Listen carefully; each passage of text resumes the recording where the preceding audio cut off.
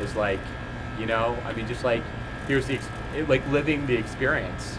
And the thing that's so neat about it is when you live the experience, it's so raw because whatever your experience that you relate to, you're having to think of those emotions and just be there and just. I mean, it almost, for me, I think it was almost like therapy because a lot of things that's happened in my life has allowed me to grieve. Mm-hmm. Isn't that weird?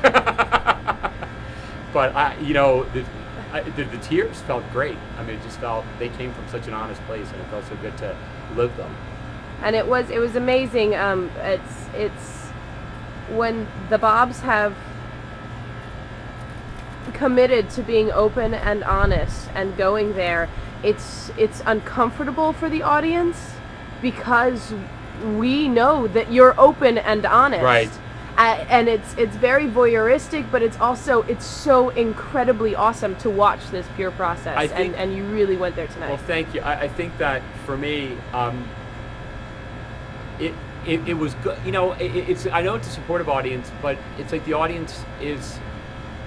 I'm talking in circles and I'm rambling, but no. I think coming into it, my fear was exposure, that I would be exposing some sort of like dark secret or sharing something that is inappropriate because you have those guarded areas in your life that you feel like, well, can I, is this something that, this inner side of me, can I share? But while you're doing it, and I have to, give hats off to Steve because he's making you feel so safe the whole time, so you feel like you're in a safe place.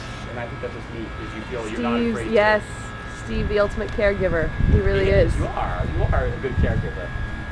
I was saying I almost felt like I was able to, I sound super maybe, like work through issues that maybe were bothering me. I feel better, but I feel like I want to like go party now. Like I feel like I have something to celebrate. I feel like I went through something. I went through an experience, and it really just. It's like why we love theater, because it's every sense was touched.